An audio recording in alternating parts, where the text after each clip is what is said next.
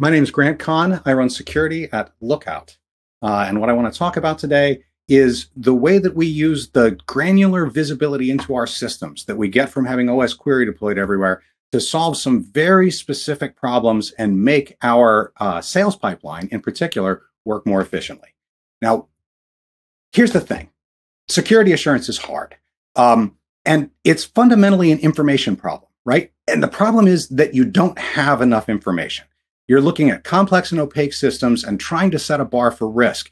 Even for things that we built, I don't know as much about them as I should for historical reasons or just because they're complex, right? We don't know how it works. It just works.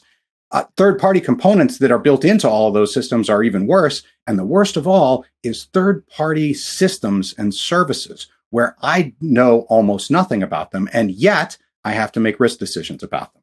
Now, for the purposes of this conversation, we're going to just completely ignore human risks. I know they're significant, but there's no osquery for humans, so we're just going to let that go. Now, all this matters because comes right down to it, this is all just a business, right?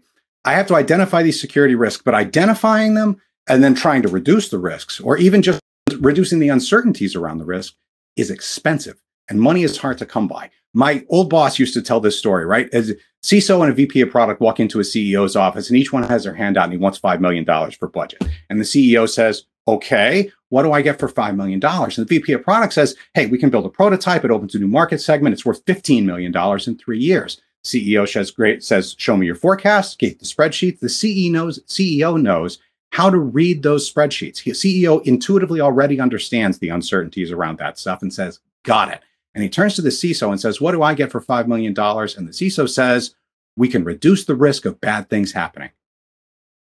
CEO's like, okay, how bad? And it's like really bad. And maybe you've got some data on that, right? Maybe you've got the Verizon data breach report and you say it's like $10 million every time something happens. He says, well, how likely is it? And you're like, well, it's really unlikely. It almost never happens. But when it does, it's really bad.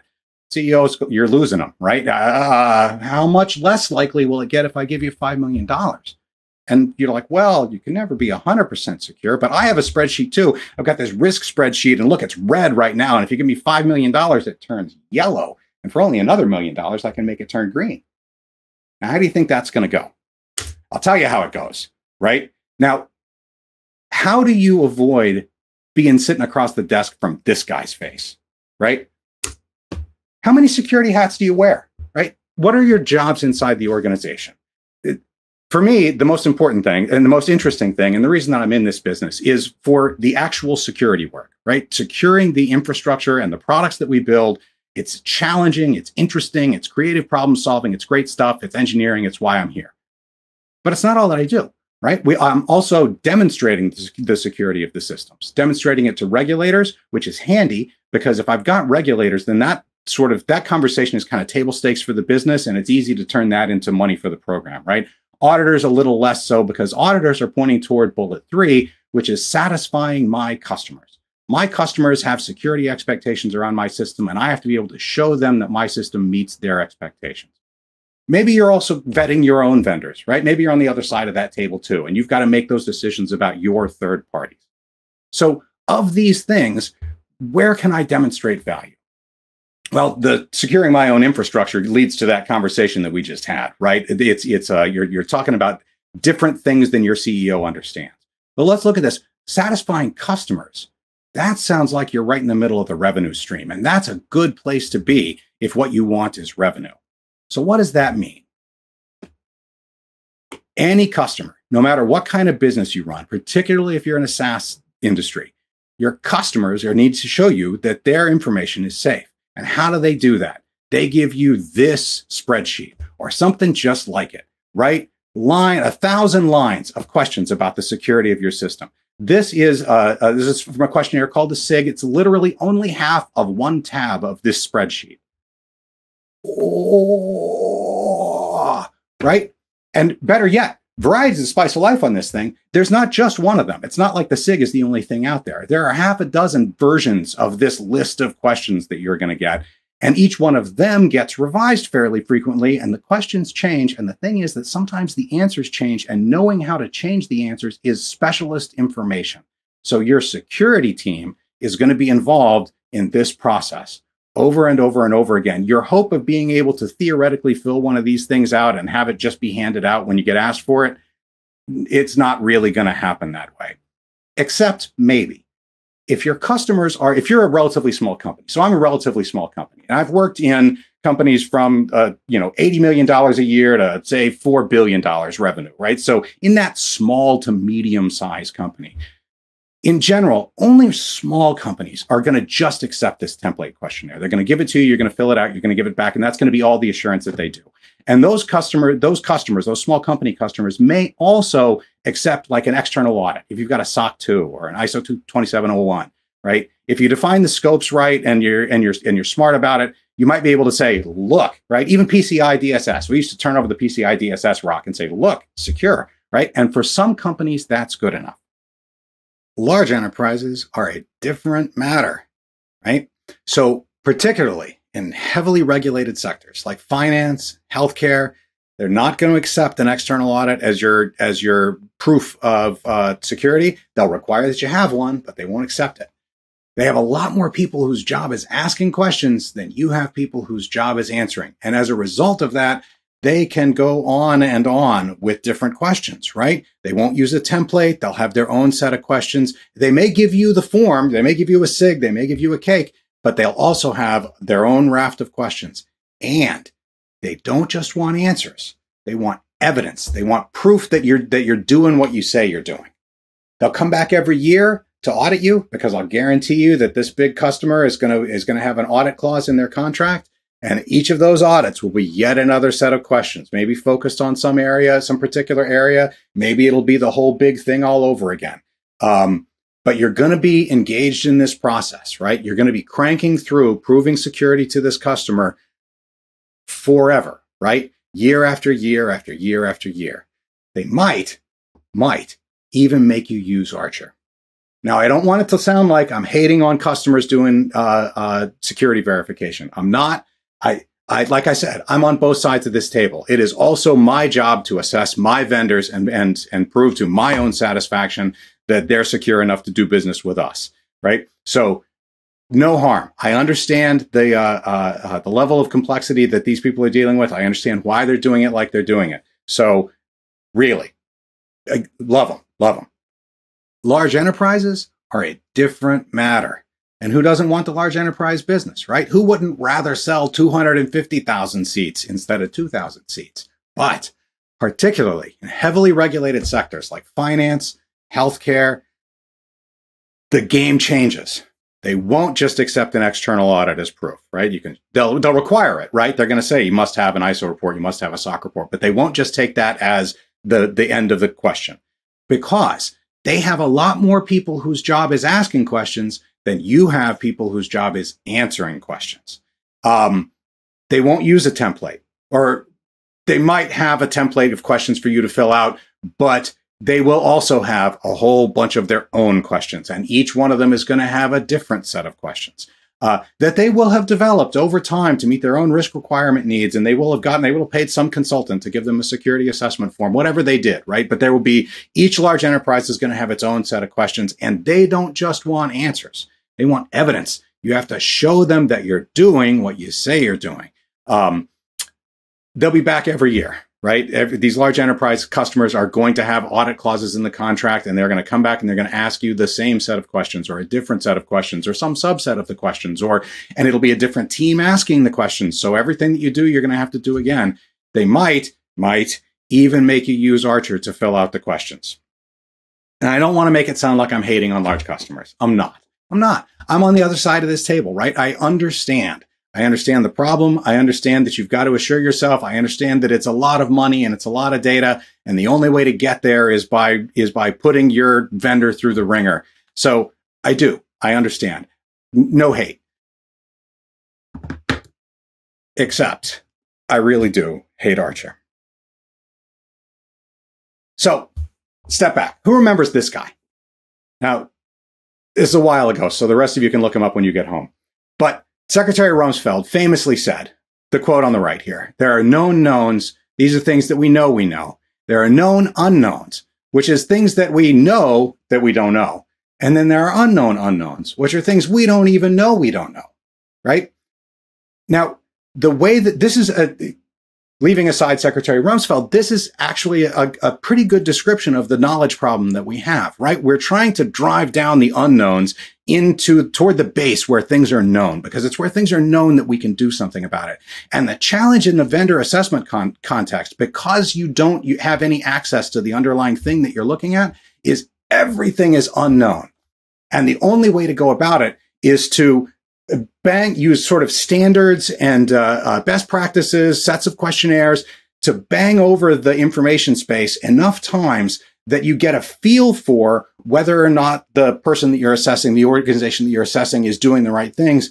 And importantly, you develop that feeling of trust, right? That they know that they know what they're doing, that they're being honest with you, and that for all the things that you don't think to ask about, for all the unknown unknowns, there's a pretty good chance that they're also doing the right thing there. That's the goal of what you're trying to get to as the assessee, and that's where you're trying to get as the assessor. So there are some challenges with that, right? A lot of these standards and best practices that they're using, at least implicitly, assume traditional data center infrastructure, right? It may have been translated to cloud terminology, right? But the basic sort of security architecture principles involved were baked in the cake, 20 years ago, and they're very heavily focused. They're very data center centric.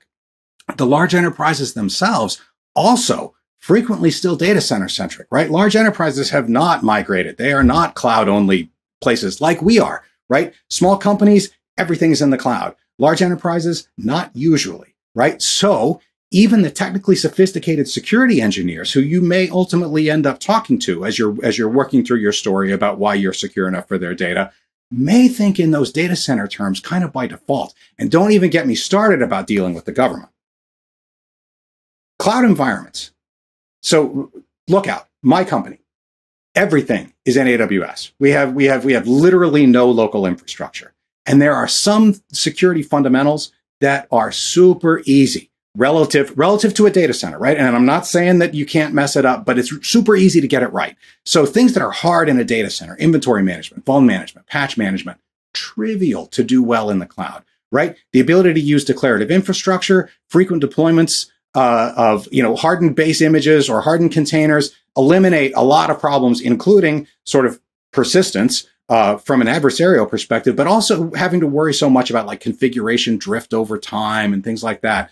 And you can use the primitives of the cloud to build like really micro-segmented networks and to really monitor data flows and insert controls without having to have some big, heavy box or appliance that all your traffic has to funnel through in order to control that stuff. The problem is that those answers are different from the answers that your customers expect in that big questionnaire, right? Process-wise, the things that we do for like under the heading of DevOps, right? Sort of collapsing development and operations roles, having your engineers be responsible for end-to-end service delivery. It doesn't at all eliminate the need to have sort of separation of duties and privileged access management and that, but it changes how you handle it. And that means that your answers to the questions on the questionnaire are going to be different than what they expect. It's frustrating for everyone involved. So let me give you some examples. So basic security infrastructure points, data loss prevention, intrusion detection, and film, right? These are basic things that everybody is going to ask you about, and that in many cases, we are going to do differently than what they expect us to do. So again, background, osquery is installed on absolutely all of our endpoints. We got Linux systems in AWS, we got macOS workstations. We use upticks on the back end, which aggregates and it makes it easier for us to do querying, alerting, and dashboarding, and so on. We have effectively no local infrastructure. So everything's in AWS, or where it's not in AWS, it's provided by some SaaS vendor that I had to assess, right? I also want to be clear that the osquery infrastructure is not my only source of information about our infrastructure, right? We've got a raft of other data sources feeding into a SIEM. In fact, one of the things we do with osquery and with upticks is to process and filter events and send the most interesting ones to the SIEM so that we can correlate that with other information that we got. So we had a problem. Data loss prevention. Large financial customer who shall remain nameless, right? Large financial customer says, do you have DLP? And by what they mean when they say that is, do you have DLP software on all your endpoints And do you have network blocks on file sharing, web, email, social media, right? My answer to that question, I have an answer, right? My answer is kind of a long answer. I'm like, well, data exfiltration risks are managed by our network segmentation. We got strong authentication. We got least privilege access to systems that have the data. Separation of duties limit the ability of any individual to access the data. And we have administrative policy controls and I lost them, right? Every clause of my answer requires detailed discussion and feedback. The short answer to the question is, of course, no. I don't have the thing that they're looking for, not the way that they're looking for it. And it's, and in one sense, I've got enough control that from my risk management perspective and what I think of the value of the data and so on, I've got controls around it that make me confident and comfortable that I'm all set. Balanced against the fact that the way to do it the way that they expect it done would be super expensive, difficult for a variety of reasons, both the deliberate and just sort of historical accident, and extremely intrusive, right? It's actually like technically infeasible to do in some places. But again, short answer, no. And no, it turns out, not an acceptable answer. So what do? I did still have to walk through. We still had to eventually get to the technically sophisticated listener with whom I could walk through all of the controls that I just talked about, right? Network segmentation, authentication, least privilege, all of that stuff. And the good news is that most of that was covered elsewhere in this assessment, right? But I had to walk them through it, and I had to present the data flows, how to get to and where their data sits and how it's accessed and by whom it could be accessed. Because of course, it turns out that what they're mostly concerned about is the malicious insider, right? They're concerned about somebody who I think it's okay to have access to the data, but turns out to be a bad guy. Again, not actually completely unreasonable. I think it's a relatively small risk, but it's not crazy for them to ask the question. And I say, got it. We've got all of these controls around all of that. And they say, well, how do you know if one of your people accesses our data? And I say, bam, right? I've just described for you all the ways that your data can actually be accessed and pulled out of our highly secure production environments onto somebody's endpoint. Right? There are only a couple of ways that it can get there, and where it gets there, it's done. It shows up as a CSV file. And I'm able to easily create an alert every time one of those files is created. And it pops into my box, and I know it's a small company, right? I know who the people are who are supposed to have access to that data. I know who the people are who are not supposed to have access to that data. And I, human viewer, am able to go through, and my people, obviously, not me personally necessarily, are able to go through and really quickly determine whether or not this is an okay download.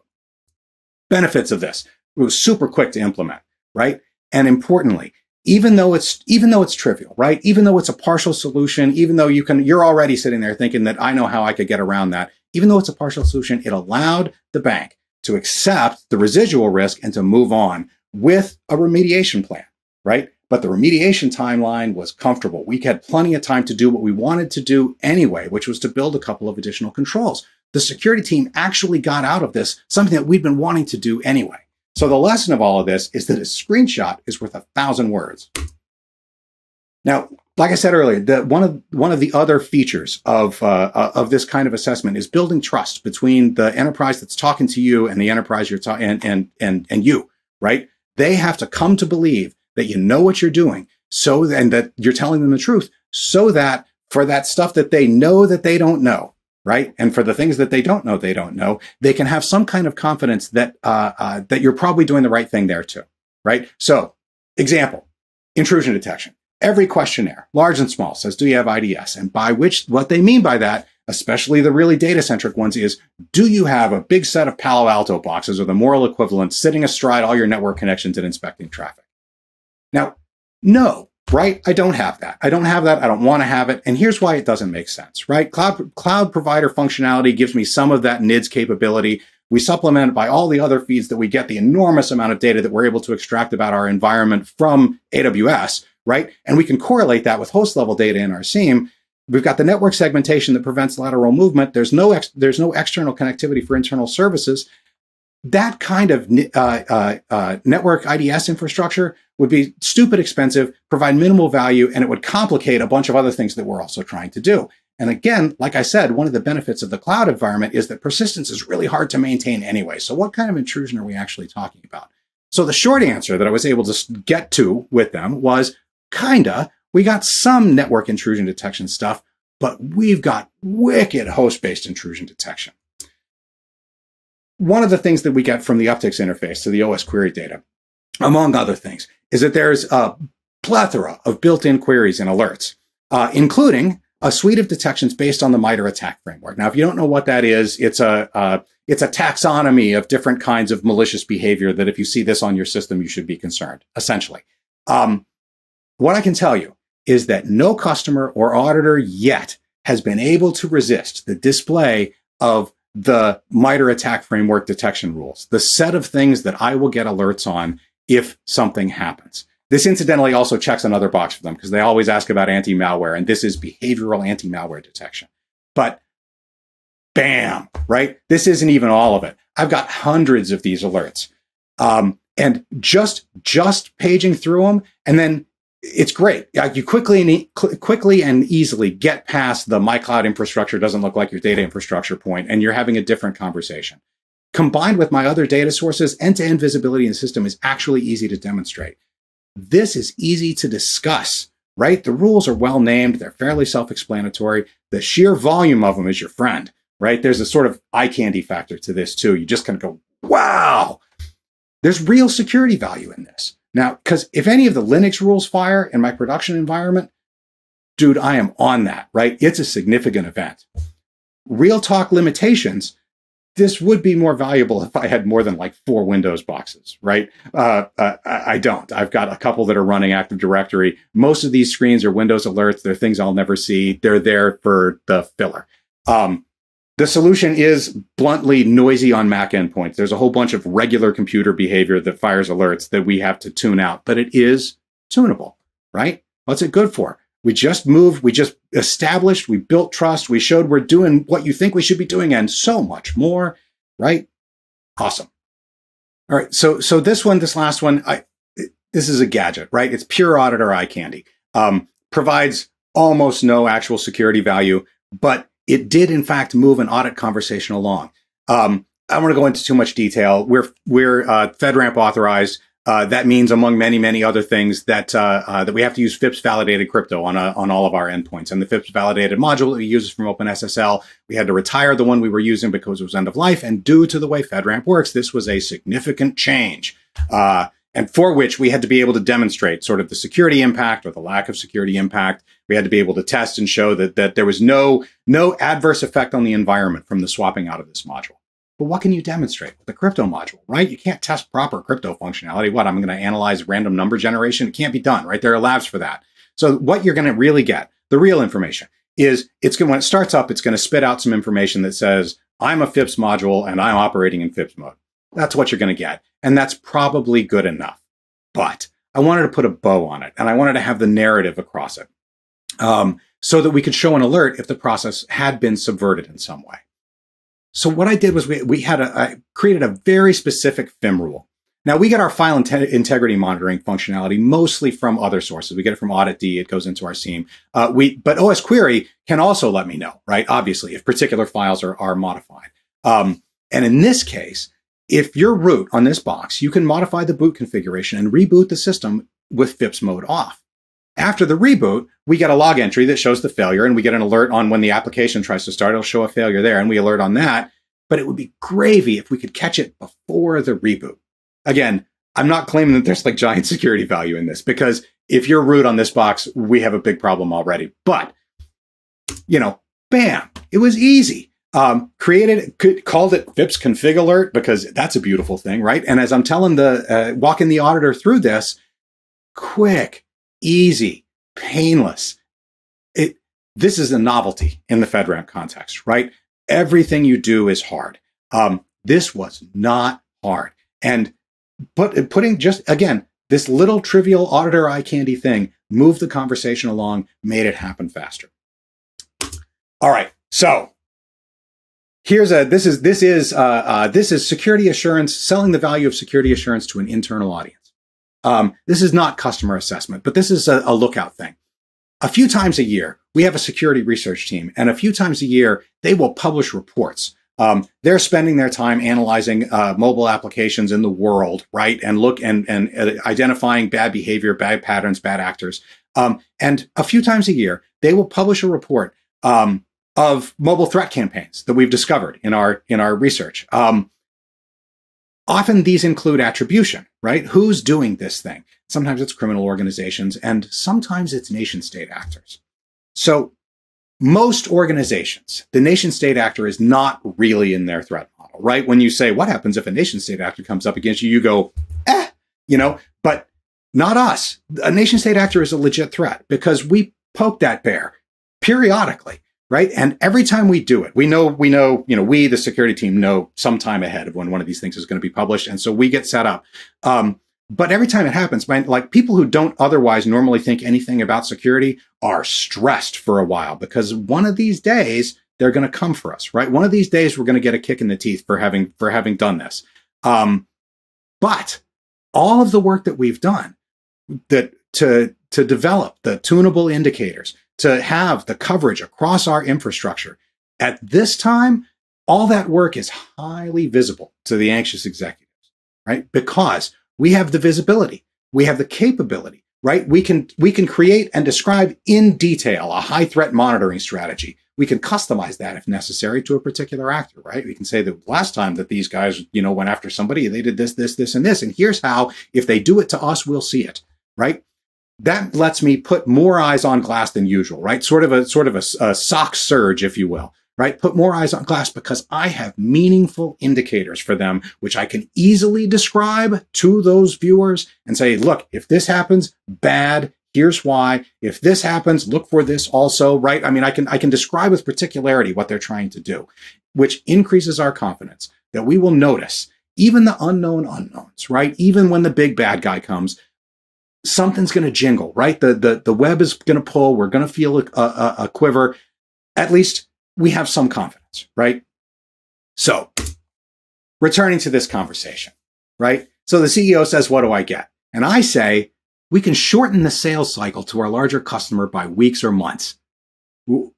Wait, what does that have to do with security, right? And I'm just like, no. Remember, right? Remember, it takes 18 months to close the deal, right? And maybe a year after that to get them to deploy so that you can recognize the revenue, which is the important thing, right? The deal and the headline is awesome, but actually recognizing the revenue and getting the cash flow, more important. See, is like, yeah. And I said, well, here's what took so long, right? I mean, I know that the legal guys were negotiating and the salespeople were negotiating and so on, but a lot of what took the time was us having to walk them through how our infrastructure works and why is their data safe?